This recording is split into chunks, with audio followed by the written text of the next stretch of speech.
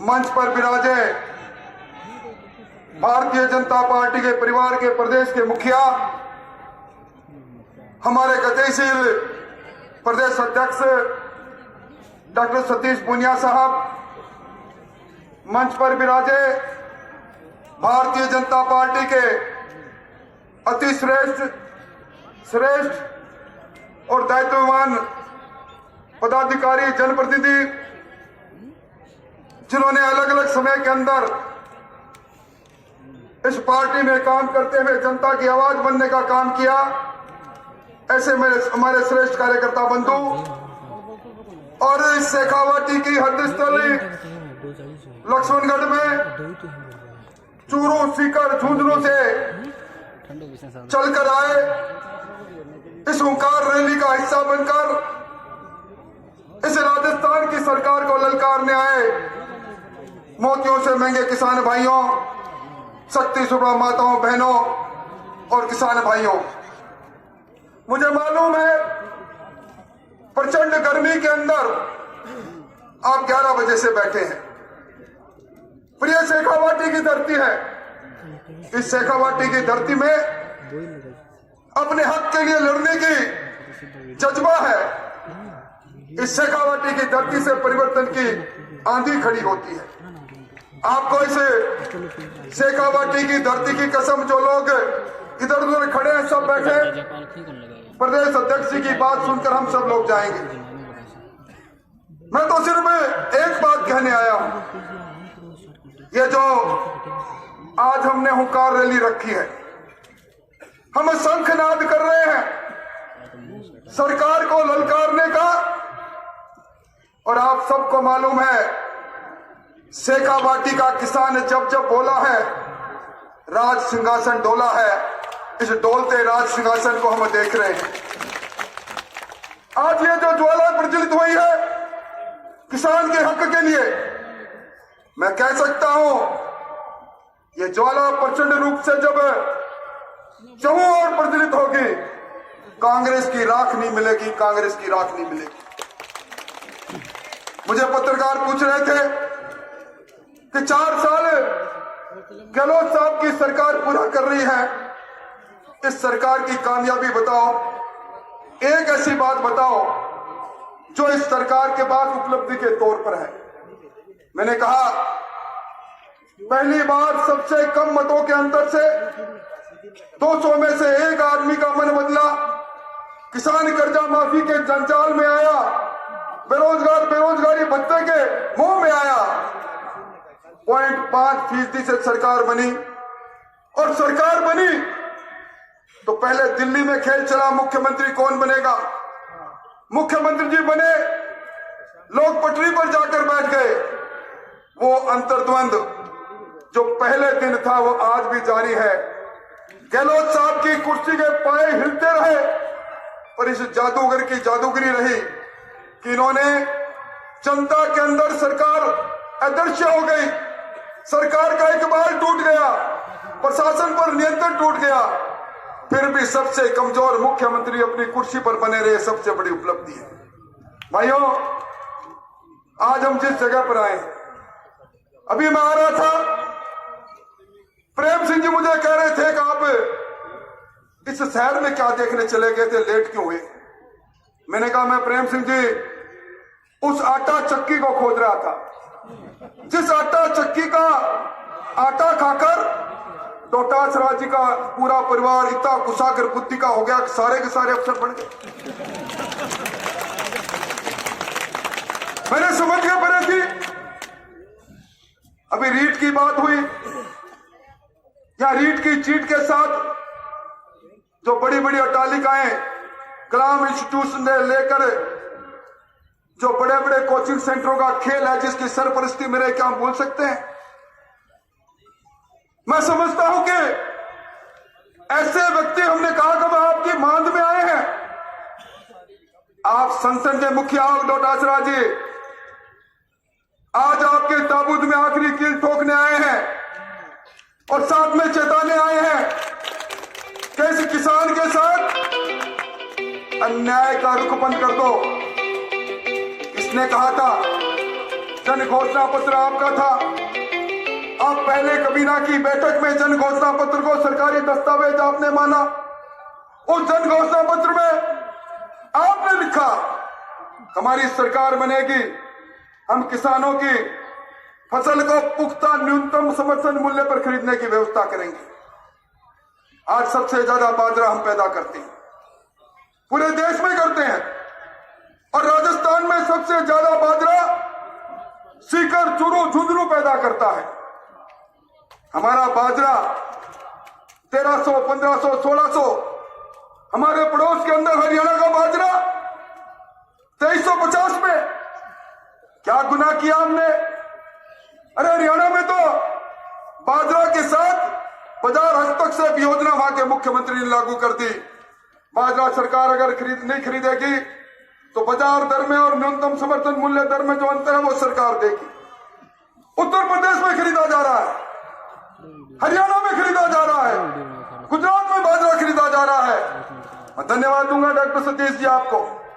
आपने केंद्र से बात की, केंद्र के कृषि राज्य मंत्री ने पत्र लिखा और कहा कि न्यूनतम समर्थन मूल्य पर भारत सरकार ये चाहती है कि राजस्थान में किसान के बाजरा का 2350 रुपए में हर कृषि उपज मंडी पर कांटा लगे, पर सरकार चेती नहीं। इसलिए मैं कह रहा हूं ये साधारण काम नहीं, ये कोई पार्टी के लिए साधारण सभा नहीं है, ये किसान के हक और हकूक की लड़ाई की पहली सभा है। इस चिंगारी को, हमें ज्वाला को थमने नहीं देंगे। आज क्या हालत रहेगी अध्यक्ष जी, आपने जो बात सोशल मीडिया पर देखी हो, किस प्रकार यहां डोटासरा जी की सरपरस्ती में नौकरियों की लूट हुई। बेटा आरएएस, बहू आरएएस, बहू की बहन आरएएस, सारा कुनबा आरएएस। और इसीलिए तो मैंने सोशल मीडिया पर पढ़ा, हमारे शेखावाटी में महादेव की पूजा इन दिनों में होती है। बोले तेरी पूजा करूं, हमारी बहन कहती है, बेटी कहती है, बोले तेरी पूजा करूं, ऐसा दे मुझे सासरा, बींद चाहे कैसे दे दे सुसरा दे डोटासरा। यानी अगर सुसरा डोटासरा जी होंगे तो पदों की लूट होगी।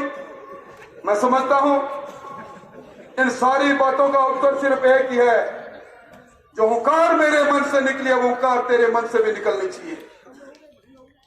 मारो बछड़ो चोरासू, लारो छूटे चोरासू, और जोर से बछड़ा मारना पड़ेगा। मैं कहना चाहता हूं, अभी लंबी की बीमारी हुई, मैं हमारे स्पीकर के सांसद बैठे सुमेधानंद जी, मैं आपको धन्यवाद देना चाहता हूं। प्रेम सिंह जी, मैं आपको धन्यवाद देना चाहूंगा। लंबी की बीमारी में चूरू के जिला अध्यक्ष जी बैठे, उनको धन्यवाद देना चाहूंगा।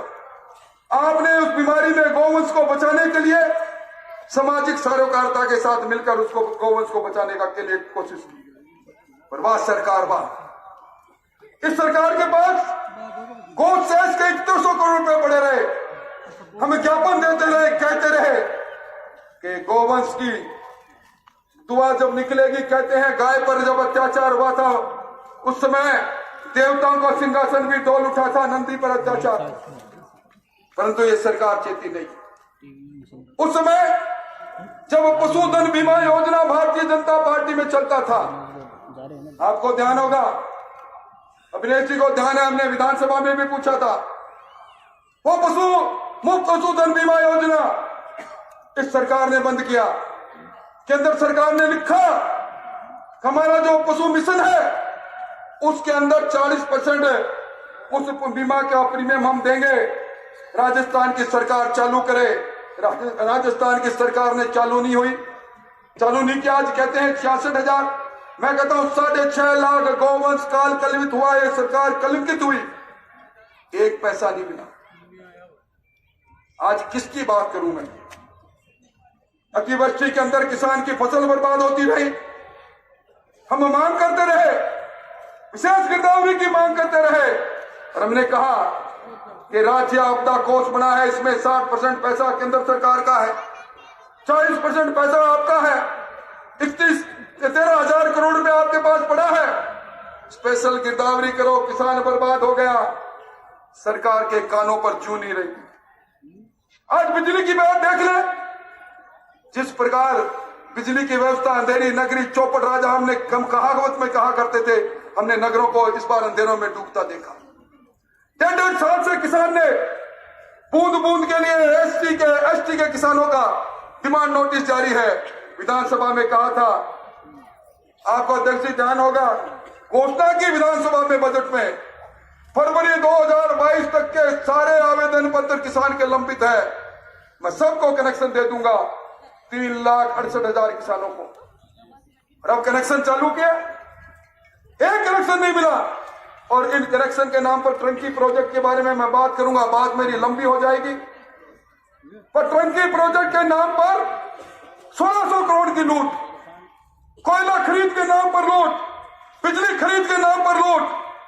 और इस लुटेरी सरकार को, जिस लुटेरी सरकार ने नौजवानों के अरमानों को कुचला, जिस लुटेरी सरकार ने, अभी बहन इंदिरा सही कह रही थी, इंदिरा जी जिस वक्त संसदीय कार्य मंत्री के मुंह से ये बात निकला था कि मर्दों का प्रदेश इसलिए बलात्कार होते हैं, आपके भारतीय जनता पार्टी के विधायक दल ने सरकार के नाक में नकेल डालकर कहा शब्द वापिस लो।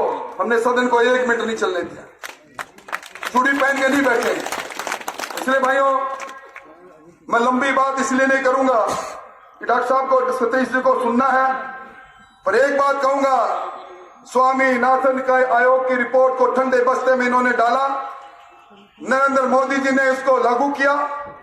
और अब जब किसान को फसल के उपज का 1.5 गुना मिलना, मिनिमम सपोर्ट प्राइस तय हुई, तो इस सरकार किसान के आंख से आंख मिलाकर उसके साथ खिलवाड़ कर रही है। आज मौका था, अध्यक्ष जी, एक किसान मुझे मिला, जब मैं पीछे उनको बैठाने गया, बोला मुझे आज बड़ी प्रसन्नता है, मेरे अभी मैसेज आया है, मेरे खाते में फिर 2000 रुपए आ गए। फिर उसने कहा, पर अब मातम भी मना रहा हूं इस सरकार का। मेरे पड़ोस में, आपके गांव के, पेवड़ के गांव के पड़ोस का वो किसान था, बोला मेरे पड़ोस में हरियाणा में 2350 में बाजरा बिक रहा है, मैं कल 1550 में बेच के लाया हूं, मेरे आंखों में आंसू है। मैं समझता हूं इस किसान की आंखों के आंसू का बदला लेना है, तो ये जो ज्वाला हमने जलाई है हुंकार रैली के रूप में, ये कोई लफाजी करने नहीं आए। हम इसे अलग को इस राजस्थान के कोने कोने में चले लेकर जाएंगे, सरकार को मजबूर करेंगे। सरकार न्यूनतम समर्थन मूल्य पर बाजरा नहीं खरीदेगी, तब तक चैन से नहीं बैठेंगे। अगर इस हुंकार रैली में आप सब लोगों के हुंकार है, तो उठ खड़ा करो 2-2 हाथ और कह दो हुंकार रैली के साथ हम चलेंगे, हमरा बनेंगे और राजस्थान की हुकूमत को झुकाएंगे। आपने मेरी बात सुनी, बहुत बहुत धन्यवाद।